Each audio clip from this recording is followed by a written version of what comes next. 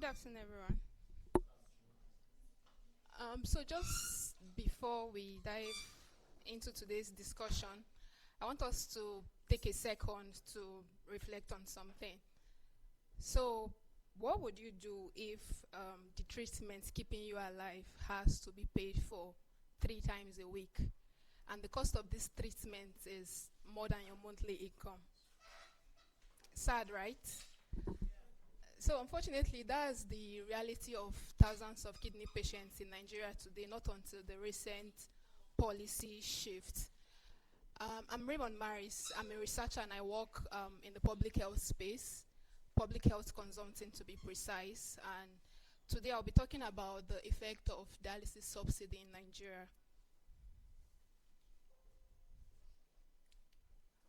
Okay, so I know as Nigerians, the subsidy that we're most familiar with is fuel subsidy because it affects everyone, whether or not you own a car, whether or not you own a business. But what's the subsidy?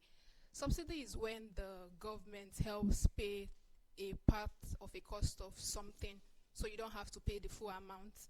And dialysis is when it's a medical treatment for people with kidney problems. So just few weeks back, the Nigerian government approved the subsidy scheme, reducing the cost of dialysis from 50,000 per session to 12,000 per session. And this was implemented in 11 teaching hospitals across 6 geopolitical zones. And this boils down to about 76% reduction in the cost. Amazing, right? But here is the gist. Across the 37 states, we have about just 352 functional dialysis machines in the country with about 230,000 plus kidney patients. So what does this mean for kidney patients in Nigeria? Is it good news or bad news? So this brings us to the potential impact of this cost reduction. So on the positive side, the first positive impact is increased access to life-saving treatment. So I remember in 2023 when I got there from the university and we're waiting to go for service, I got a call from one of my classmates and she was like, a friend of mine was involved in a fatal accident which affected her legs very badly. So this lady couldn't, while we went to camp and started serving, she couldn't go for service because of how bad the leg was. And she battled with that for over a period of 1 year. And during this period, her mom was the one taking care of her. But after some time, I think after a year plus when she started recovering, the mother started battling with kidney issues. So this kept going on and on. They were always in and out of the hospital and spending money that they don't have. So when I saw the news about the subsidy for kidney patients, I was really happy for her because I know how beneficial it is to her and her family. So yeah, it's going to increase access to people like her. So the second impact is reduction in financial burden.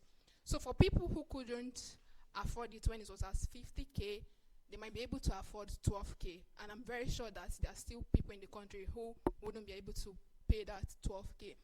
So the last point there is access to progress towards universal health coverage. So universal health coverage is something that most high and middle income countries has achieved over the years.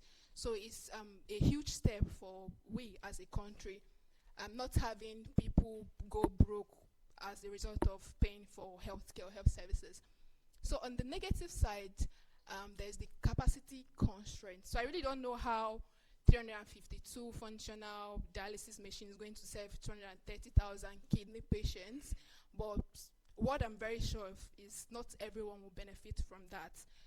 Then talking about sustainability, if Tinubu doesn't make it to second term, are we still going to practice this? Will that policy still be in place, or is just going to leave the way Buhari left office and nobody even asked about him? God rest his soul.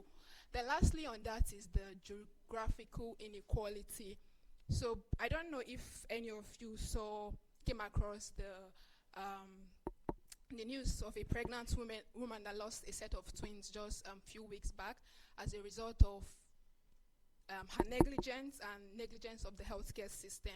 So for someone like that who carried a set of twins for over 9 months. Okay, I'll just skip that.